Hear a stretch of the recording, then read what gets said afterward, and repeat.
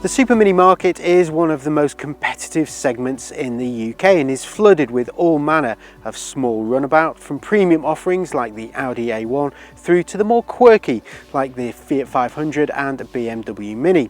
But if it's capable and affordable that you're after, then you don't need to look any further than this, the Suzuki Swift.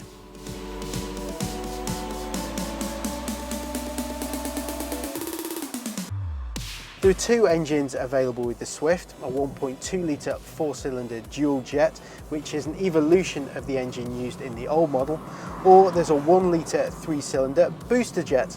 Now, both of these engines can work independently, or you can have it with Suzuki's SHVS mild hybrid system.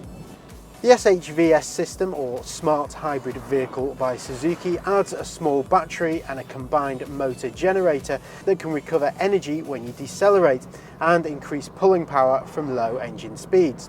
In essence, it's not a full hybrid system and won't run on electric power alone. It simply assists on acceleration and makes the engine feel like a much bigger unit. It also means improved economy and emissions. The Swift isn't thirsty. Even the least economical automatic will return 56.5 miles per gallon and emissions of 114 grams per kilometre of CO2. The manual booster jet with the SHVS system will average 65.7 miles per gallon and 97 grams per kilometre of CO2, which is around 4 miles per gallon and 7 grams per kilometre of CO2 better than the non-smart hybrid versions. For anyone wanting even more grip though, there is a 4x4 version. Overall, driving the Swift is a pleasant experience. The handling is excellent and the steering is nicely weighted. It's just a shame that the ride is a little firm, especially around town where it really struggles to deal with bumps and potholes. Suzukis of old have always had something of the budget about them, especially when parked alongside more mainstream rivals. The latest model though is much improved. Its design is neat and functional and all feels really well nailed together. It doesn't have the sparkle of some of its rivals like the Fiat 500 or BMW Mini, and there are still some signs of hard plastics on show, but it's not too overbearing.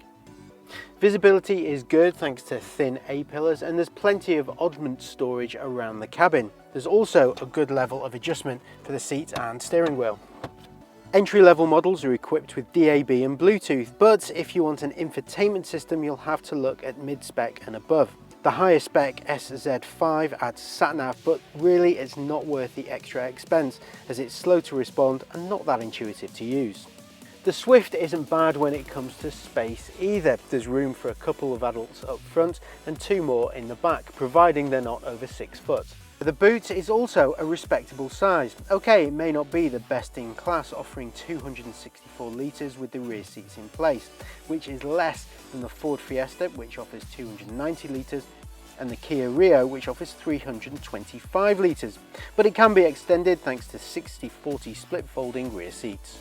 The Swift isn't what you'd consider a direct rival for the likes of the Ford Fiesta, Volkswagen Golf or Vauxhall Corsa. That's not to say anybody thinking of those cars shouldn't consider the Swift. It's got good levels of performance and economy and handles remarkably well. It's just a shame it doesn't offer the same levels of refinement, and some of the plastics do have a whiff of cheapness to them.